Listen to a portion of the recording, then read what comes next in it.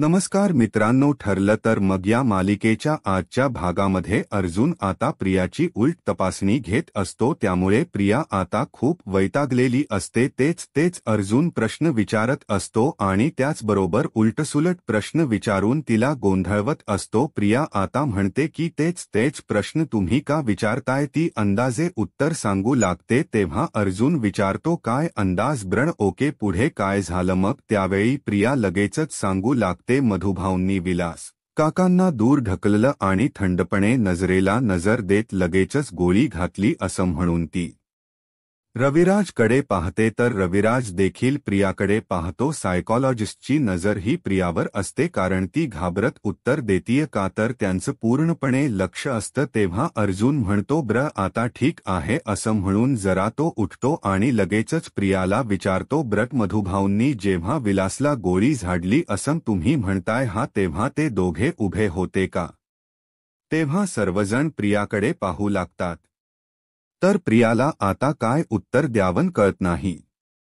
डोळे वटारून ती अर्जुनकडे पाहते आणि जरा एका क्षणी घाबरतच शांत राहते. तेव्हा अर्जुन आपल्या भुवाया उंचवून पुन्हा विचारतो, बोला मग? त्यावेळी प्रिया म्हणते, हो मग पुढे? आता अर्जुन म्हणतो, एक मिनिट, हा तू तर म्हणाली होती ना त्यावेळी की मधुभाऊंनी अगोदर विलासला खुर्चीवर बसवलं आणि मग गोळी झाडली. हे असे ट्रिपल पार्ट नाहीये का? किती बदलतीयेस असा प्रियाला तो जाब विचारतो. त्यावेळी प्रिया गडबडते, गोंधळते आणि डोळे बंद करत म्हणते की विलास काका बसले असतील कदाचित.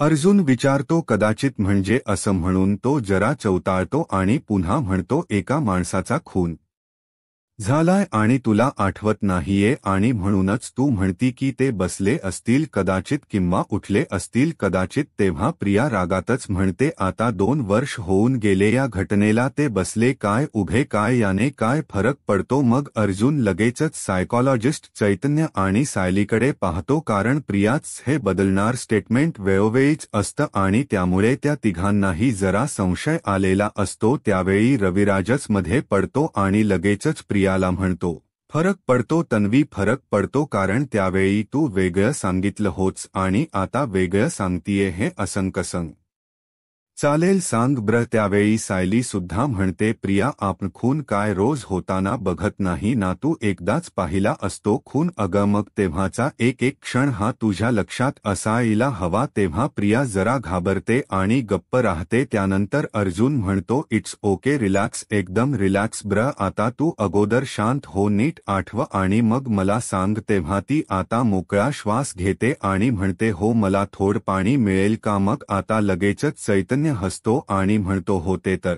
आम्ही रेडीच ठेवले तुझ्यासाठी. तेव्हा रविराज लगेचच प्रियाला पाणी देतो तर प्रियाची उडालेली ही धांदल पाहून अर्जुन, सायली आणि चैतन्य मात्र गालात हसतात. तेव्हा चैतन्य गंमत करत पुन्हा विचारतो, अजून काही हव्य का? ज्यूस, लस्सी, सोडा किंवा सरबत? तेव्हा प्रिया जरा डोळे वटारून चैतन्याकडे पाहते आणि त्याला म्हणते की मला ना फक्त पाणी हव्यते, मला श्वास घ्यायला जरा त्रास होतोय ना म्हणून. तेव्हा सायकॉलॉजिस्ट जरा प्रियाच निरीक्षण करत असतात. तिच्या प्रत्येक हालचालींकडे आता ते नजर ठेवत असतात. ती खरं बोलतीये की खोट बोलतीये हे यांना बरोबर ते कळत असतं. त्यावेळी रविराज विचारतो, बाळा आता तुला ब्र वाटतंय ना? तेव्हा प्रिया नाटकी करू लागते आणि लगेचच डोक्याला हात लावत म्हणते की नाही बाबा, माझं ना डोकं जरा जड झालंय आता आणि श्वास घ्यायला सुद्धा जरा त्रास होतोय. मग अर्जुन आणि सायली व चैतन्याला माहीत असतं की हिची झाली नाटक सुरू, आता ही लागली नाटक करायला, हिचा श्वास गुदमरेल वगैरे, आता काही पण होईल हिला. मग त्यावेळी सर्वजण गालात हसत तिच्याकडे पाहतात कारण प्रियाचा नेहमीचा ड्रामा त्यांना माहीत असतो.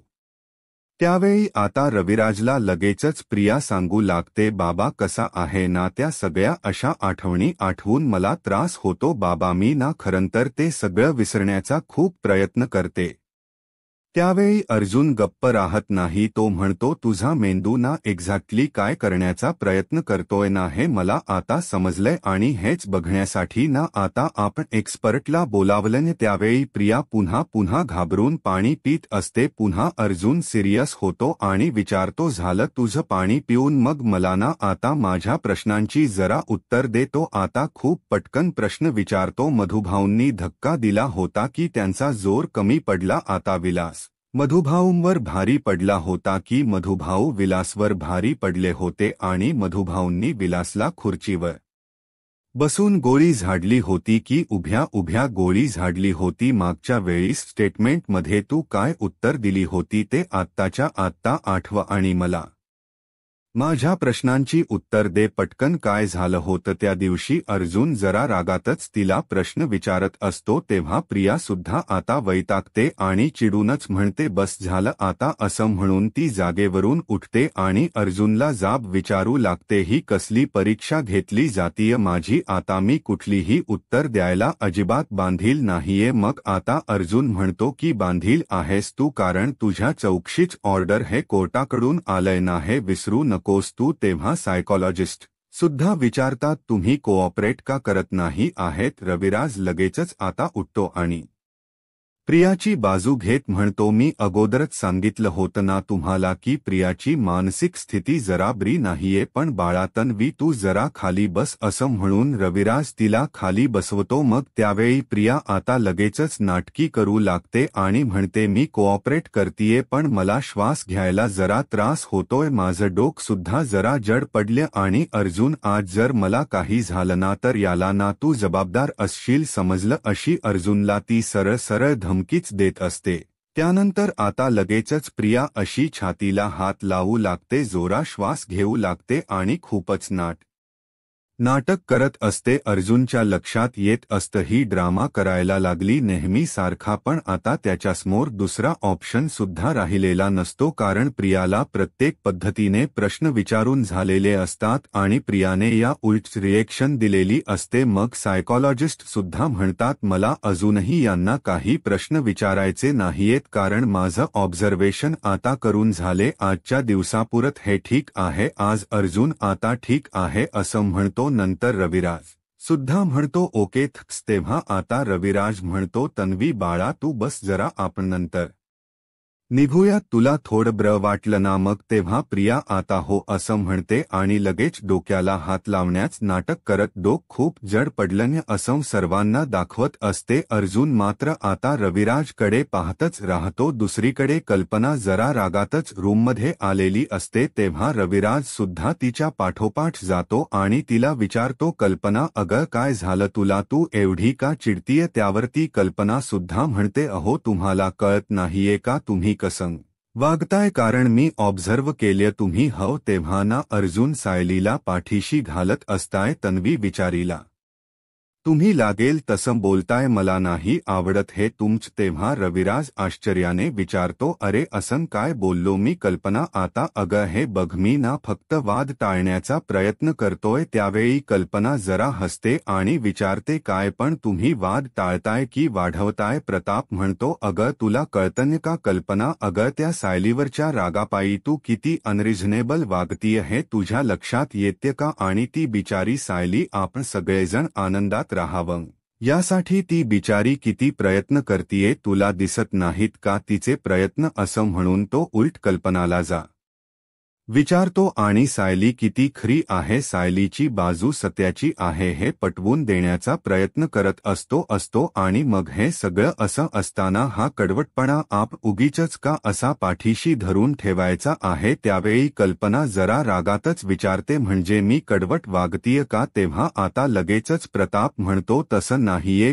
कल्पना, तू मुद्दाम नसेल वागत पण होत्य तरी तेच ना सध्या. अगं तुला कळत नाही का, अर्जुन आपल्या पोटचा मुलगा आहे, तो आपला शत्रू नाहीये आणि जी मुलगी त्याला आनंदात ठेवते ती आपला शत्रू कसा असू शकते? त्यावरती कल्पना लगेच विचारते, म्हणजे तुम्हाला नक्की काय म्हणायचं? अहो घरामध्ये शांतता राहावी म्हणून मी असं खोट वागत राहायचं का?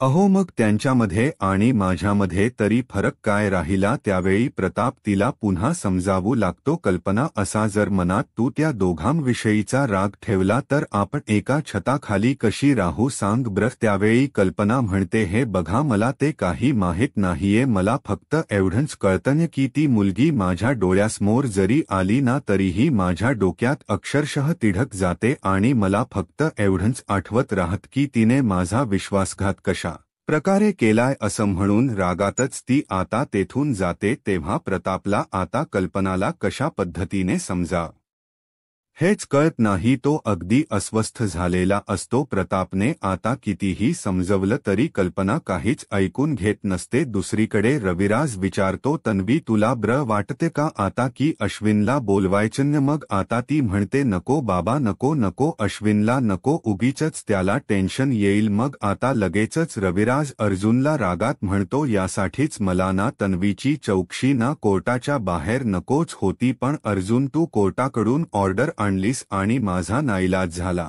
आता जर तुमची प्रोसिजर झाली असेल तर तसं सांगा, मला क्षणभरही इथे थांबायचं नाहीये. असं रविराज रागात हणतो. तेव्हा प्रिया लगेचच आपली मान डोलावू लागते, कारण तिला आता हेच हवं असतं की कधी एकदा या केबिनच्या बाहेर मी निघेल आणि माझी होणारी ही चौकशी पूर्णपणे टळून जाईल. मग त्यानंतर सायकॉलॉजिस्ट पुन्हा एकदा प्रियाकडे पाहू लागतात. तेव्हा अर्जुन म्हणतो, सरांनी मगाशी सांगितले की प्रोसिजर ही संपली आहे. मी तन्वीला थस म्हणणार नाही सिनियर, पण तुला नक्कीच थस म्हणेल आणि तन्वीचा लॉयर म्हणून तू खरंच खूप छान कोऑपरेट केलंस. Thank you so much. असं म्हणून तो रविराजचे आभार मानतो. तेव्हा रविराज काही त्यावर बोलत नाही आणि प्रियाला म्हणतो, चल बाळात नवी. मग प्रिया लगेचच उठते. ते दोघेही तेथून लगेचच चाललेले असतात. त्यावेळी सायली लगेचच अर्जुनला विचारते, अहो आपल्याला याचे रिपोर्ट कधीपर्यंत मिळतील? त्यावेळी आता अर्जुन पण सायकॉलॉजिस्टला विचारतो, सर रिपोर्ट्स काय? तेव्हा जर रिपोर्ट कॉम्प्लिकेटेड असेल ना तर सहजासहजी आम्ही होल्ड करतो, पण आजचा रिपोर्ट आहे ना तो माझ्यासाठी अगदी स्ट्रेट फॉरवर्ड आहे. तेव्हा तुमचा रिपोर्ट रेडी आहे का? असं चैतन्य विचारतो. त्यावेळी सायकॉलॉजिस्ट म्हणतात, हो माझा रिपोर्ट ऑलरेडी तयार आहे. तेव्हा अर्जुन, सायली आणि चैतन्य हे तिघे खूपच एक्साइट असतात. नक्की रिपोर्टमध्ये काय असेल आता? त्यावेळी सायकॉलॉजिस्ट पुन्हा सांगू लागतात, कस आहे ना, आजचा रिपोर्ट ना एकदम न्यूट्रल आहे. या रिपोर्टमध्ये मी काही गोष्टी मेन्शन सुद्धा केल्यात ज्या मला दिसल्यात ना, त्याही त्याची प्रिलिम कॉपी आहे. ही कॉपी तुम्ही तुमच्याकडे ठेवू शकताय आणि फायनल रिपोर्ट आहे ना ते तुम्हाला कुरिअरनेच येईल. त्यानंतर ते जायला निघतात. तेव्हा Arjun thank you so much असं म्हणून त्यांच्या हातामध्ये हात मिळवतो. पुढे आता तो पुन्हा म्हणतो, या केससाठी तुमची खूप हेल्प होणार आहे.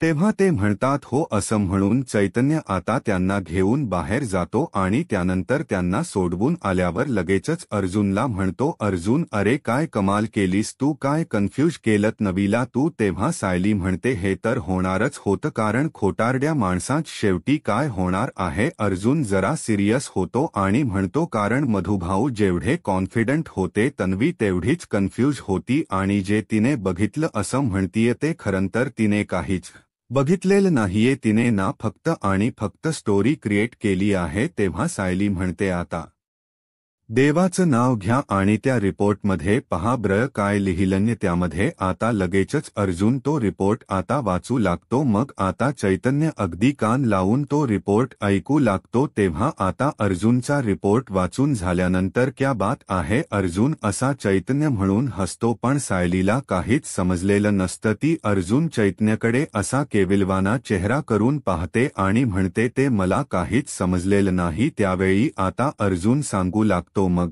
चैतन्य म्हणतो, थांब मी ना एक्सप्लेन करण्याचा प्रयत्न करतो. हा रिपोर्ट असा म्हणतोय की नवीमध्ये अपराधीपणाची भावना आहे ती तिचे स्टेटमेंट खोडून काढते आणि तिच्या भावनांवर ताबा नाही, यामुळे बहुतेक जरा विसंगती जाणवते। ही लक्षणं अशाच माणसांमध्ये असतात जी सत्य लपवण्याचा प्रयत्न करतात। तेव्हा आता सायलीला खूपच आनंद होतो, कारण रिपोर्टमध्ये काय लिहिलं आहे ना हे तिला बरोबर आता चैतन्याने समजावून सांगितलेलं असतं। ती आता हसते आणि विचारते, काय खरंच असं लिहिलं रिपोर्टमध्ये? म्हणजे यामध्ये तर जवळजवळ असं लिहिलंय की प्रिया ही खोट बोलतीये। तेव्हा चैतन्य म्हणतो, एक्झॅक्टली हेच लिहिलंय। त्यावेळी अर्जुन म्हणतो, आपल याकडे जे पुरावे आहेत ना त्यांना खूप मोठा सपोर्ट देणारा हा एक पुरावा आहे आणि आता सगळ्या गोष्टी ह्या आपल्या मनासारख्या होत आहेत। तर आता दुसरीकडे महिपद हा दामिनीला भेटायला जातो आणि लगेचच तिच्या हातात नोटीस टेकवतो, म्हणतो की हे पहा, त्या सुभेदाराने मला नोटीस पाठवली। आता त्याने ठरवूनच टाकलंय की त्या बाप लेकीला ना मोकळा श्वास अजिबात घेऊ द्यायचा नाही म्हणून। अहो, काल कुठे माझं लेकरू घरी आलं तर लगेचच नोटीस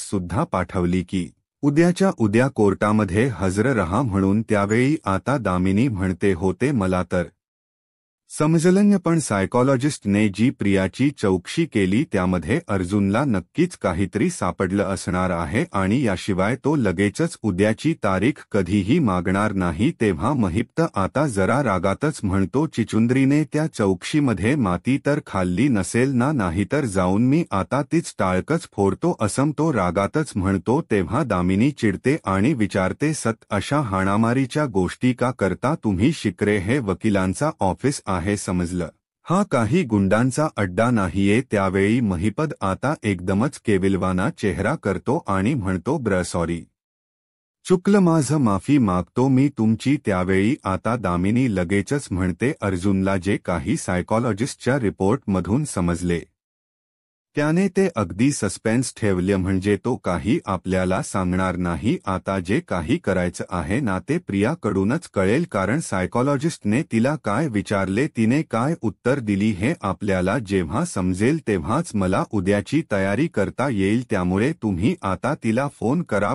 त्यावेळी महिप्त म्हणतो, लगेच लावतो, हा लगेच लावतो। आमिनी म्हणते, तुम्ही जरा स्पीकरवर फोन ठेवताय का? दुसरीकडे आता प्रियाही अगदी कावरी बावरी झालेली असते, तिला टेन्शन आलेलं असतं। अर्जुन ज्या प्रकारे तिला प्रश्न विचारतो, ज्या प्रकारे तिला असा कन्फ्यूज करतो, हे सगळं तिला आठवत असतं। मग त्याच वेळी प्रियाता नुसती आपल्या रूममध्ये रजा घालत असते। सगळं आठवून तिला खूप त्रास होत असतो आणि मग त्यानंतर ती स्वतःशीच बडबडते, बापरे, मी काय बोलायचं ठरवलं होतं आणि काय बोलून गेले मी? एवढी माती खाल्लीय का? म्हणूनच अर्जुनने लगेचच कोर्टामध्ये उद्याची तारीख सुद्धा घेतली असेल, हाच प्रश्न प्रियाला पडतो। आणि हीच जर गोष्ट महिप्तला समजली की उद्याची तारीख मिळाली आहे तर तो काय करेल या भीतीने प्रिया घाबरते। मग तेवढ्यातच तिला महिप्तचा कॉल येतो, ती मोबाईलकडे पाहते आणि बापरे, महिप्तचा कॉल आलाय। नाही, आता मी ना घेणारच नाही कॉल, फोन हा फोडू की पाण्यात बुडवून टाकू हेच प्रियाला कळत नाही, कारण तिच्या डोक्याचा अक्षरशः भुगा झालेला असतो। मग त्यानंतर तिच्या लक्षात येतं की महिप्तची पंगा घेऊन नाही चालणार, त्याचा कॉल रिसीव्ह केला नाही तर तो डायरेक्ट घरी यायला सुद्धा घाबरणार नाही। लगेचच ती कॉल रिसीव्ह करते आणि हॅलो असं म्हणते। मग लगेचच महिप्त नेहमीप्रमाणे, काय डॉक्टरीन बाई तुम्ही त्या चौकशीमध्ये माती खाल्ली, चिखल खाल्ला की डायरेक्ट शेणच खाल्लं? त्यावेळी प्रिया आता खूपच घाबरते आणि हणते, नाही पण तुम्ही असं का विचारताय? मग त्यावेळी आता दामिनी म्हणते, प्रिया कोर्टामध्ये जी साक्ष दिलीये सेम तसंच बोललीये ना तू आज चौकशीमध्ये? तेव्हा प्रिया घाबरते, तिला काय सांगावं सुचत नसतं। दामिनी म्हणते, अगं, खोट बोलण्यामध्ये तू तर हुशार आहे, परंतु असं सायकॉलॉजिस्ट समोर खोट बोलणं हे सोपं नाहीये आणि पकडलं जाणं हे तर जवळजवळ अशक्यच आहे। आता नीट सांगा, तू पकडली गेली तर नाहीयस ना? असं ती विचारते। मग त्यावेळी प्रिया म्हणते, नाही, मी पकडली नाही गेलीये। त्यावेळी महिप्त रागातच विचारतो, मग त्या सुभेदाराने अचानक उद्या कोर्टामध्ये हजर राहायला कशाला सांगितलं तेव्हा प्रिया आता महिप्तचा आवाज वाढलाय हे पाहून जरा घाबरते आणि म्हणते अहो मला काय माहीत आता आणि हे बघा मी सगळी उत्तरांना अगदी व्यवस्थित दिली आहेत अहो तो सायकॉलॉजिस्ट नाही का तो माझ्याकडे असा रोखून बघत होता आणि अशा नोट्स काढत होता मी केवढी पॅनिक झाले माहितीय तुम्हाला पण मी अजिबात धीर सोडला नाही असं महिप्तला दाखवण्यासाठी ती फक्त बोलते तेव्हा महिप्त म्हणतो ठीक आहे हे बघ उद्या जर हे खोट निघालं तर माझ्या बंदुकीतल्या पहिल्या गोळीवर आणि फक्त तुझं नाव असेल तेव्हा प्रिया म्हणते अहो मी हे सगळं खरं बोलतीय हो आता अर्जुनने उद्याचीच तारीख घेतली याचा राग तुम्ही माझ्यावर का काढताय तेव्हा दामिनी म्हणते एक मिनिट आता तुम्ही दोघेही जरा शांत व्हा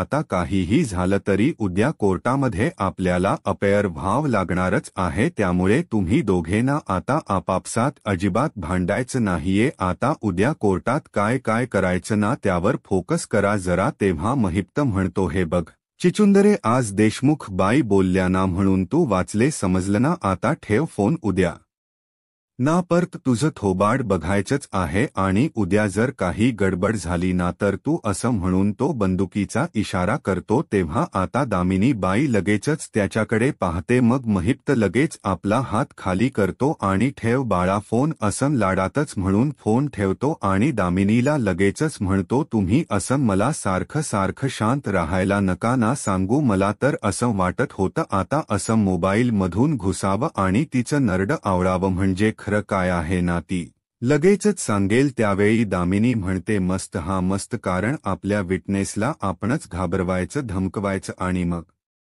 अपेक्षा करायची की कोर्टामध्ये तिने आपल्याच बाजूने बोलावं त्यावेळी महिप्त चिडतो आणि चौताळूनच म्हणतो मग कोणाच्या बाजूने बोलणार आहे त्या थेरड्याच्या बाजूने बोलणार आहे का ती माझ्या विरोधात जाण्याची हिंमतच नाही तिची तेव्हा आता दामिनी म्हणते की तरीही तिच्याशी ना जरा जपूनच वागायचं शिखरे अहो उद्या घाबरून जर कोर्टात ती वेगळंच काहीतरी बोलली तर आपल्याला किती महागात पडू शकतं हे तुम्हाला समजतंय का तेव्हा महिप्त म्हणतो हा विचारच केला नाही हो मी तेव्हा दामिनी म्हणते अहो तुम्ही विचार करत नाही हा तर मेन प्रॉब्लेम आहे ना तुमचा पण मला ना आता जरा विचार करू द्यात उद्या कोर्टामध्ये अर्जुन आपल्याला काहीतरी मोठा धक्का देणारच आहे इकडे अर्जुन आता गाणं गुणगुणतच केसचा स्टडी करत असतो रूममध्ये असतो आणि त्याच वेळी सायली तेथे येते आणि अर्जुनकडे पाहतच राहते अर्जुनच्या चेहऱ्यावरील हसू पाहून तिलाही आनंद झालेला असतो मग आता ती लगेचच म्हणते आज केसचा रिपोर्ट अगदी मनाप्रमाणे लागला म्हणून आज तुम्ही किती खुश दिसताय तेव्हा अर्जुन म्हणतो मनासारखे रिपोर्ट तर येणारच होते कारण सायकॉलॉजिस्टचा जो रिपोर्ट असतो ना तो नेहमी खरा मला एक सांगा तुम्ही खुश नाही आहात का त्यावेळी सायली म्हणते आहे अर्थातच आहे कारण प्रियाचा खरा चेहरा उघड हवा म्हणून आपण एवढी मेहनत केलीय आणि आता असं वाटतंय की तो दिवस अगदी जवळ येऊन आता पोहोचलाय बरमी आवरून येते हा असं म्हणून ती जायला निघते अर्जुन आता प्रेमानेच तिचा हात पकडतो आणि तिला जवळ ओढतो तेव्हा ती आता म्हणते काय करताय मग आता अर्जुन म्हणतो की काही नाही आनंद साजरा करतोय असं म्हणून तो आता लगेचच तिच्याबरोबर डान्स करू लागतो तो आणि म्हणतो माझ्या बायकोबरोबर डान्स करणं यापेक्षा बेटर सोल्युशन काय असू शकते तेव्हा सायली सुद्धा आता त्याला प्रतिसाद देते आणि लगेचच म्हणते तुम्ही अशा खूप महत्त्वाच्या केसेस जिंकला असाल परंतु आजचा आनंद काही वेगळाच दिसतोय तुमच्या चेहऱ्यावर तेव्हा अर्जुन म्हणतो आहेच कारण माझ्या बाकीच्या केसेसमध्ये ना दामिनी देशमुख माझ्या अगेन्स्ट नव्हतीच पण या वेळेला ना मी तिच्यासमोर जिंकणारच आहे त्यावेळी सायली आता विचारते पण समोर कोण वकील आहे याने काय फरक पडतो कारण सत्य जिंकणं महत्त्वाचं हो की नाही अर्जुन म्हणतो हो पण दामिनीचा माज उतरवणं ना तेवढंच गरजेचं आहे कारण जेव्हा मी तिला कोर्टात हरवेन ना तेव्हा तिचा चेहरा कसा होतो ना हे बघायचं मला त्यावेळी सायली विचारते पण तुम्ही तर न्यायाच्या बाजूने आणि सत्याच्या बाजूने लढता त्यापुढे एक व्यक्ती कधीपासून मोठी झाली तेव्हा अर्जुन आता हसतो आणि म्हणतो ती व्यक्ती ना चुकीची आहे मिसेस सायली अहो चुकीच्या पद्धतीने खोट्या साक्षीदाराने केसेस नेहमी जिंकतात आणि गुन्हेगारांना साथ सुद्धा देतात ही दामिनी देशमुख सारखी माणसना माझ्या नोबल प्रोफेशनवर लागलेला डाग आहे त्यामुळे डोंट वरी तुमचा हा नवराही सत्याच्या बाजूनेच लढणार आहे आणि न्याय हा आहे की दामिनी देशमुख ही हरलीच पाहिजे तिला आता दाखवलंच पाहिजे की पैसा खोटे साक्षीदार उभे करणे हे कुठल्याही केससाठी योग्य नाहीये तेव्हा सायली हणते कळेल आणि तुम्ही तिला चांगलं समजवाल सुद्धा आणि अशा ठिकाणी जिथे तिला अगदी व्यवस्थित कळेल ते म्हणजे कोर्टात मग आता ते दोघेही एकमेकांकडे पाहून हसतात तर आता मित्रांनो पुढील भागामध्ये दामिनी महिपतला विचारते पाटील जर 4-5 दिवस पनवेलमधून गायब झाले होते मग पोलीस स्टेशनमध्ये जाऊन हजेरी कशी लावली त्यांनी त्यावेळी महिप्त म्हणतो नसेलच केली तेव्हा आता दामिनी म्हणते आपण अर्जुन बरोबर डील करायचं कारण